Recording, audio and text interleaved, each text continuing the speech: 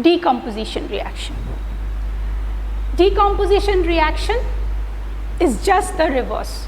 That means when a compound breaks down into its elements, or breaks down into an element and a compound, or breaks down into two simple compounds, then it is called decomposition reaction.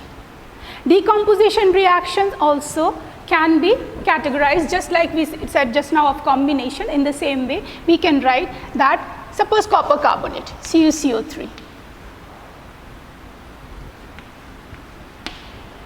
One example of heat. Remember, in this mercuric oxide,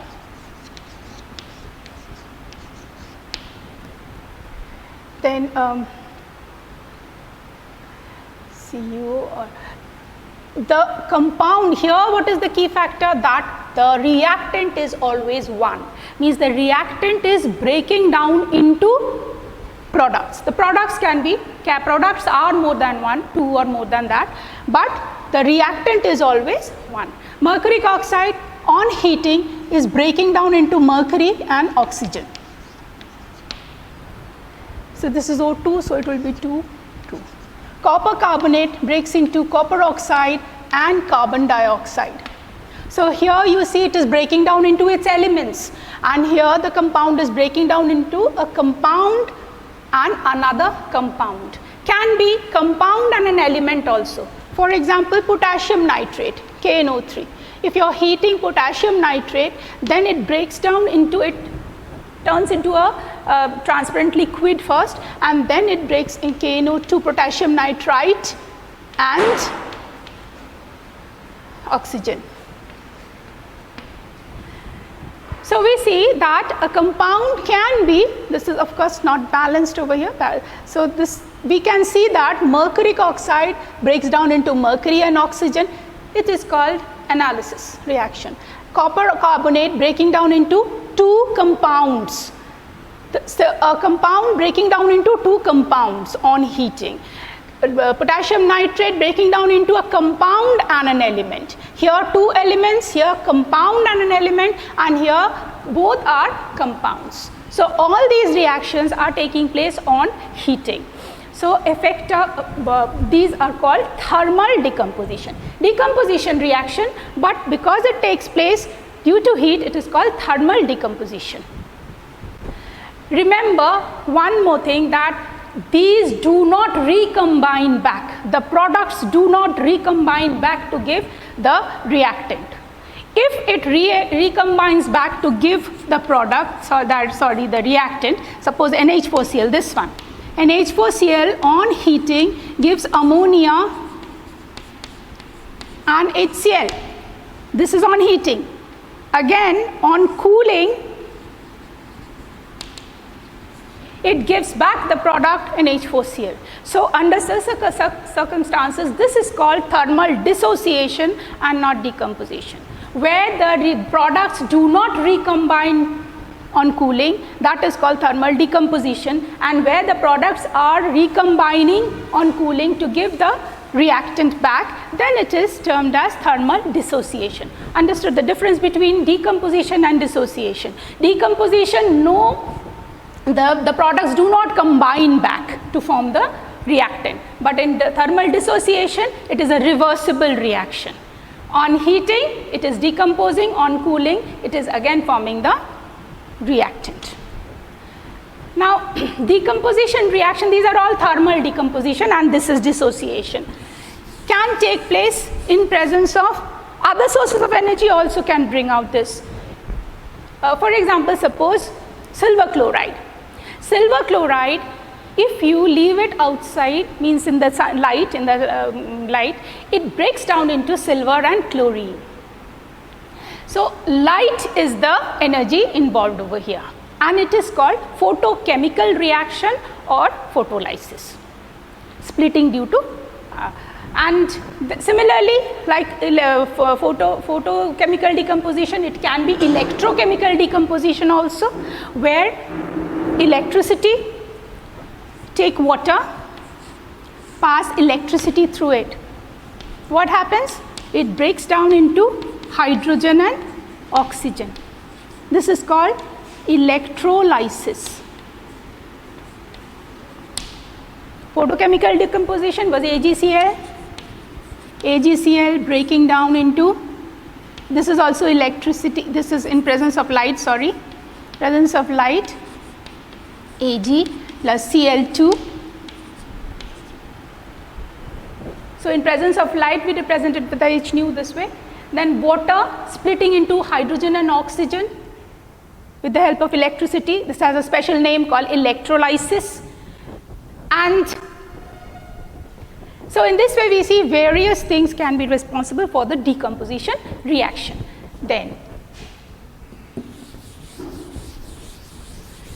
next is the displacement reaction.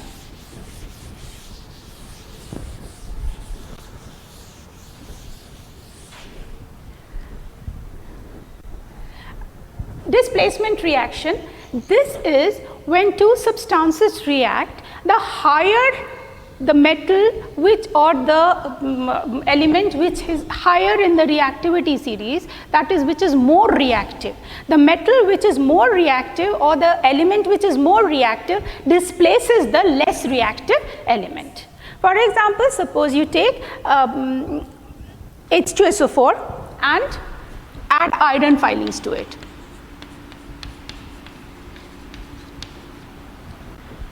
Effervescence will take place and a gas comes out which is hydrogen. What happens? Iron displaces hydrogen. So it forms FeSO4 plus H2. Iron displaces hydrogen and FeSO4. So the solution turns, ferrous sulfate is green in color, solution turns green in color and hydrogen gas will be evolved. You place copper sulfate solution. In copper sulfate solution, place this iron in copper sulfate solution. It forms ferrous sulfate plus copper. That means iron is more active than copper, so it displaces copper and forms ferrous sulfate, and copper is precipitated. In this reaction you will see a precipitate. See, this is copper sulfate solution, this is copper sulfate solution. In this, if I put some iron filings, then what happens? I have added some copper because it takes some time, so I have added, and see, this is the change that has taken place. This was copper sulfate solution. You can see the copper settling down at the bottom. The copper has settled down at the bottom. I added iron and it has now changed into a green color, and see the red precipitate at the bottom, those are copper particles. It's still reacting, 1-2 bubbles you can see coming out. So I did this a little back so that it reacted completely, and the color of the solution has changed to green. Why? Because of the ferrous sulfate that is formed. So this is displacement reaction. Means any metal, displacement reaction can take place amongst non-metals also. Suppose Ki plus Cl. You pass chlorine gas through Ki, potassium iodide.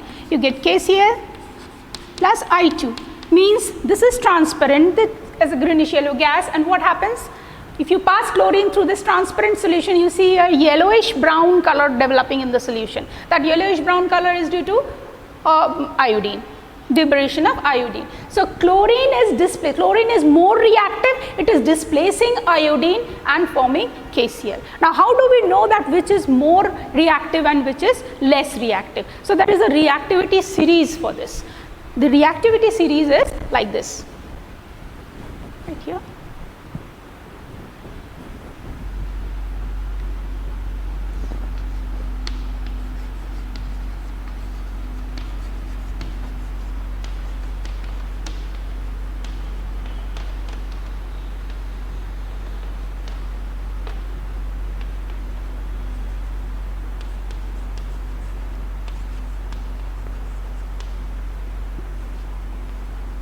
Then there is gold also after this.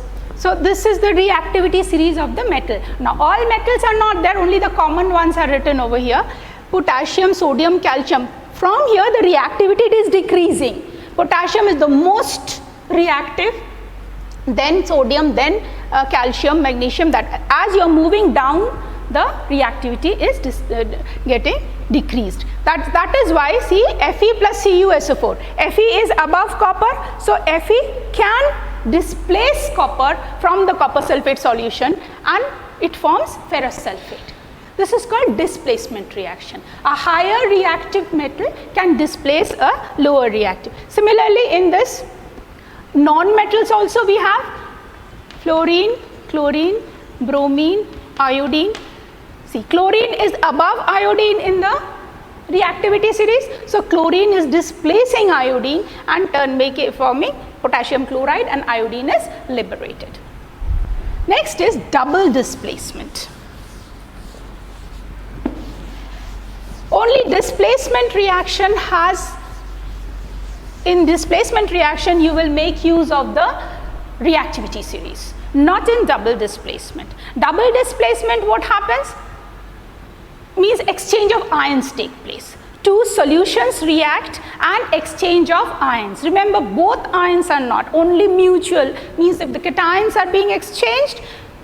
See, suppose reaction AgNO3, silver nitrate solution you have taken, silver nitrate plus any chloride, sodium chloride. What is the product form? You will get a white precipitate of AgCl. What is the cation here? Silver. And what is the anion here? Nitrate. So, these two will exchange with this, means the cation over here will exchange its anion with this radical. So, Ag with Cl and Na with NO3. One of the means mutual exchange of ions will take place. So, this silver chloride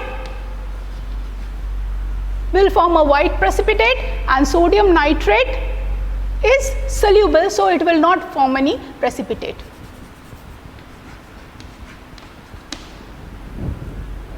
Mutual exchange of ions are taking place. Both are in solution form and mutual exchange of ions taking place. Similarly, we will take another example. Suppose NaOH plus HCl. Again, exchange of ions, Na will, see how do we write these ions in the ionic form? Na plus, OH minus, H plus, Cl minus. So, this positive cation picks up this negative anion and this positive cation will pick up. It is an exchange. They are exchanging their partners. Now, what is happening? You cannot exchange both, not both. Only if you are exchanging both, then you come back to the same product. So, what is happening? Na is forming NaCl over here. What will be formed? Product NaCl plus HOH, that is H2O, water. HOH or water. Now, this has got nothing to do with reactivity series. This is just mutual exchange of ions taking place. Now, in this again there are two categories. One is, just now we did over here, precipitation reaction, where an insoluble precipitate is formed. If two solutions are mixed, an insoluble precipitate is formed. That is called precipitation reaction. Precipitation reaction can be when two solutions are mixed or a gas is passed through the solution. That is, suppose